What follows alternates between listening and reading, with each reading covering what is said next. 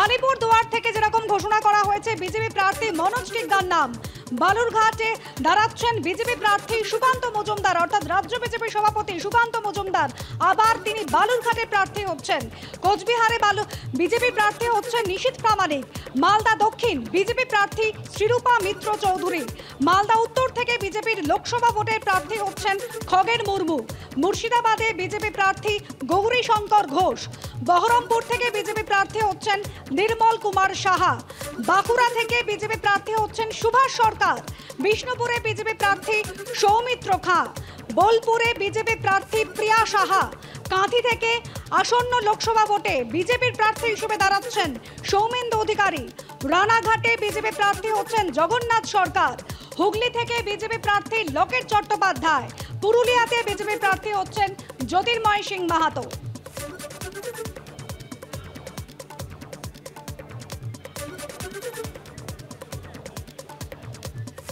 আমরা কথা বলবো, আমাদের সঙ্গে এই মুহূর্তে রয়েছেন আমাদের প্রতিনিধি বিজেন্দ্র সিংহ। বিজেন্দ্র, অত্যন্ত উল্লেখযোগ্য কয়েকটি নাম ঘোষণা, তাই তো?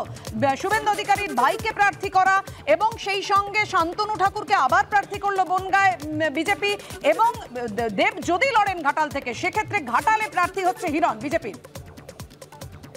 তারপরে দেখো, আজকে যে 20টা নাম অ্যানাউন্স করা হয়েছে তার মধ্যে সব থেকে বড় যদি প্রশ্ন ওঠে সেটা হলো একমাত্র একজন সিটিং এমপি তার টিকিট কাটা হয়েছে, সেটা হলো জন বার্লা। আলিপুরদুয়ার থেকে গতবার তিনি জয়ী হয়ে এসেছিলেন, পরে তিনি মন্ত্রী হয়েছেন, এখন তিনি মাইনরিটি অ্যাফেয়ার্স ডিপার্টমেন্টের প্রতিমন্ত্রী রয়েছেন মোদী সরকারের। তাকে টিকিট দিচ্ছে না বিজেপি। আজকে তার জায়গায় মনোজ টিগ্গার নাম অ্যানাউন্স করা হয়েছে, তিনি বিধায়ক, এবং তার নাম আজকে অ্যানাউন্স করা হলো। অর্থাৎ 4 জন যে প্রতিমন্ত্রী এই মুহূর্তে মোদী সরকারে রয়েছেন তার মধ্যে 3 জনের নাম আজকে অ্যানাউন্স হয়েছে। গতবার যারা জয়ী হয়েছিলেন তারা সেই জায়গা থেকে টিকিট পাচ্ছেন যেখান থেকে গতবার তারা জয়ী হয়েছিলেন। শুধুমাত্র জন বার্লাকে বিজেপি এবার প্রার্থী করছে না, আলিপুরদুয়ার থেকে মনোজ টিগ্গা প্রার্থী হবেন। আর বাকিগুলো যদি আমরা লিস্ট দেখি পাপিয়া, সেক্ষেত্রে যারা গতবার জয়ী হয়েছিলেন বাকি আজকের তালিকায় সবাই সেই জায়গা থেকে প্রার্থী হয়েছেন। যেমনি হুগলি থেকে লকেট চ্যাটার্জি রয়েছেন, বাঁকুড়া থেকে সুভাষ সরকার রয়েছেন, এবং যেটা তুমি বলছিলে হিরণের নাম অ্যানাউন্স করা হয়েছে ঘাটাল থেকে।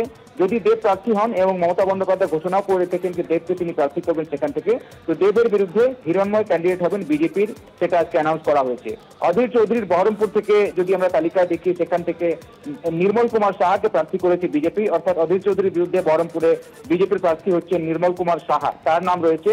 এবং গতবার কিছু আসনে যারা প্রার্থী হেরে গেছিলেন খুব কম মার্জিনে, তাদেরকে কিন্তু এবারও প্রার্থী করা হয়েছে, যার মধ্যে মালদা দক্ষিণ আমরা দেখি শ্রীরূপা মিত্র চৌধুরী, তিনি খুব কম ভোটে গতবার হেরেছিলেন, তাকে সেখানে প্রার্থী করা হয়েছে। মালদা উত্তরে গতবার খগেন মুর্মু জয়ী হয়েছিলেন, এবারও তিনি টিকিট পেয়েছেন সেখান থেকে।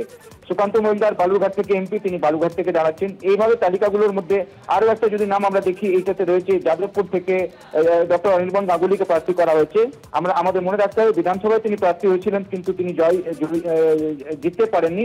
লোকসভায় তাকে আবার যাদবপুর থেকে প্রার্থী করার সিদ্ধান্ত নিয়েছে বিজেপি। সৌমিত্র খাঁ বিষ্ণুপুর থেকে দাঁড়াচ্ছেন।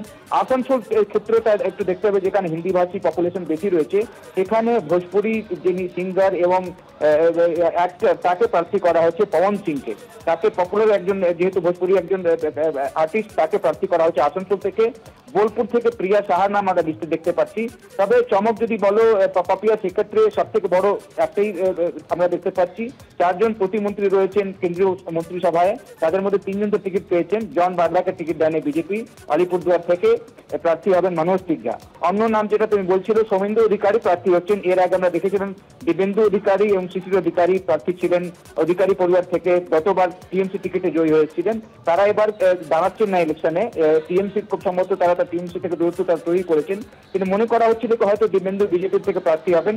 দিবেন্দু হননি, তার জায়গায় তার ভাই সৌমেন্দু অধিকারীকে কাঁথি থেকে নাম অ্যানাউন্স করা হয়েছে, তিনি প্রার্থী হবেন বিজেপি। এইভাবে এই তালিকাটা আজকে 20টা আজকে নাম অ্যানাউন্স হয়ে গেছে পাপিয়া। এখন মনে করা হচ্ছে দ্বিতীয় তালিকা যখন আসবে তখন আরো 22টা সিট রয়েছে, সেখানে বিজেপি প্রার্থীর নাম ঘোষণা করবে। ধন্যবাদ তোমায় বিজেন্দ্র।